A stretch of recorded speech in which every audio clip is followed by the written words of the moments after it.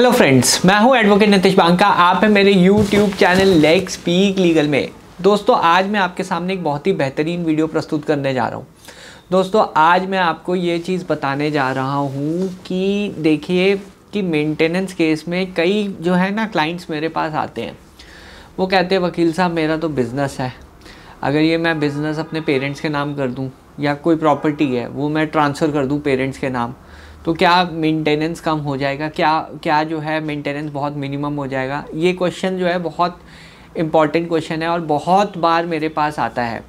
अब जिनके बिजनेसेस हैं या फिर प्रॉपर्टीज़ हैं तो उनको दिक्कत होती है जब भी मेंटेनेंस केस फाइल होता है, तो उनको दिक्कत होती है कि जो इनकम और एसेट एफिडेविट होता है वो अपनी जो बैलेंस शीट्स हैं यानी जो अकाउंट स्टेटमेंट्स हैं वो साफ़ करने की कोशिश करते हैं। अब क्या होता है कि कई बार नया अकाउंट खुलवा देते हैं, ये पुराना अकाउंट जो है बंद कर देते हैं और नए अकाउंट में बहुत मिनिमम एंट्रीज़ दिखाते हैं 10,000 15,000 और कोर्ट के सामने ये रख देते हैं कि जी मैं तो 15,000 रुपये कमाता हूँ, ये देखिए मेरी 3 साल की बैंक अकाउंट स्टेटमेंट, इसमें इतने ही इनकम आ रही है। और कोर्ट से ये उम्मीद रखते हैं कि जो उन्होंने इनकम दिखाई है उस बेसिस पे मेंटेनेंस कोर्ट फिक्स कर देगा। पर प्रॉब्लम क्या आती है, ये बहुत लोग बहुत कॉमनली यूज़ कर रहे हैं और कोर्ट्स को भी पता है कि ये चीज़ें बहुत कॉमन है कि बिज़नेस ट्रांसफ़र कर देना, प्रॉपर्टी ट्रांसफ़र कर देना या अपनी इनकम कम से कम शो कर देना, वो दिखा देना कि मैं अनएम्प्लॉयड हूँ, दिखा देना कि मैं कुछ काम नहीं करता, दिखा देना कि मेरी जॉब छूट गई क्योंकि वाइफ ने केसेस कर दिए, मेरे को स्ट्रेस हो गया, मेरे को डिप्रेशन हो गया। ये सब चीज़ें जो जब आप दिखाते हैं कोर्ट को तो कोर्ट कैसे व्यू लेता है। अभी अभी दिल्ली हाई कोर्ट की नई जजमेंट आई है, 29 अक्टूबर 2025 की ये नई जजमेंट है जिसमें असेसमेंट ऑफ मेंटेनेंस पे एक बहुत ही अच्छी टिप्पणी की है। दिल्ली हाई कोर्ट ने बहुत ही अच्छा जो है व्यू दिया है। देखिए, कोर्ट ये देखता है कि जब भी ऐसी चीज़ें होती है तो वाइफ साइड भी आर्ग्यू करेगी जी इनका तो घर है, इनका तो गाड़ी है, ये गाड़ी चलाते हैं, ये घर में रहते हैं, ये यहाँ ऐसा लाइफस्टाइल मेंटेन करते हैं। अब जब आप अपनी 15,000 की सैलरी दिखाते हैं और आप एक आलीशान बंगले में रहते हैं या एक ऐसी पॉश लोकेलिटी में रहते हैं जहाँ पे ये मानना भी मुश्किल हो जाता है कि आप 15,000 रुपये कमाते होंगे, क्योंकि वहाँ पे 15,000 के तो सिर्फ नौकर ही काम करते हैं आपके घर में। तो यहाँ पे ये चीज़ कोर्ट को दिखाना बड़ा मुश्किल हो जाता है कि आप 15,000 रुपये कमाते होंगे।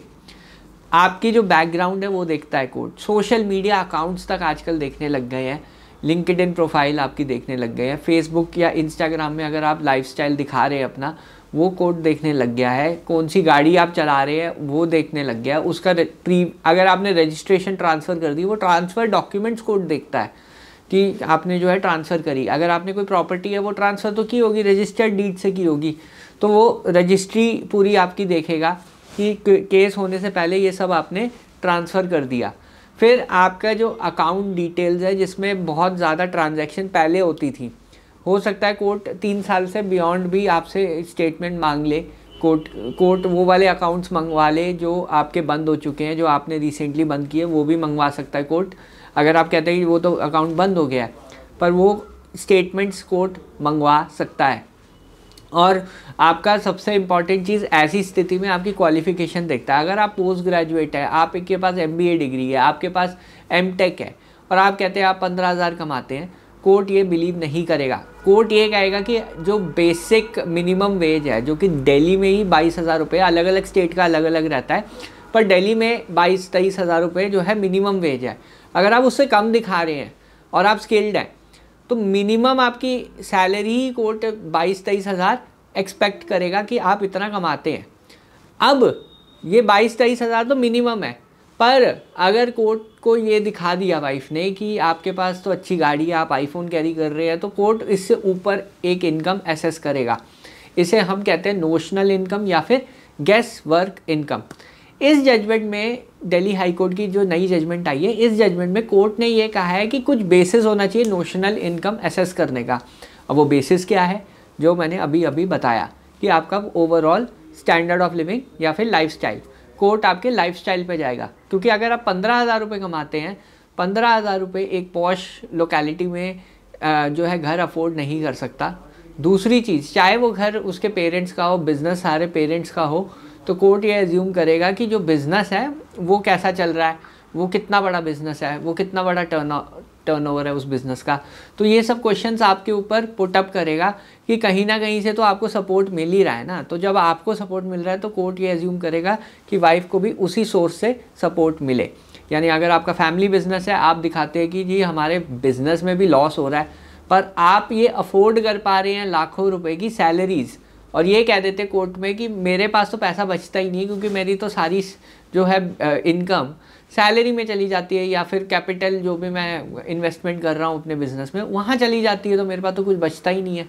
तो वहाँ पे वो आर्ग्यूमेंट भी फेल हो जाती है, क्योंकि कोर्ट ये कहता है जब आप लाखों का एक्सपेंडिचर अपने एम्प्लॉयज़ पे कर सकते हैं, अपने बिजनेस को चलाने में कर सकते हैं, तो आप मेंटेनेंस दे सकते हैं।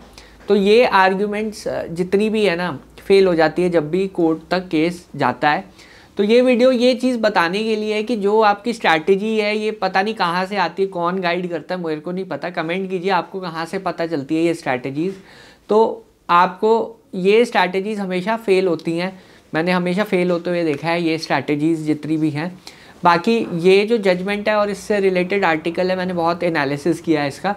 अगर आपको इसको एक्सेस करना है तो डिस्क्रिप्शन बॉक्स में इसका लिंक है, आप एक बार पढ़िए ये आर्टिकल और मेरे को बताइए कि आपका क्या मानना है कि जो कोर्ट की अप्रोच है वो ठीक है या नहीं है।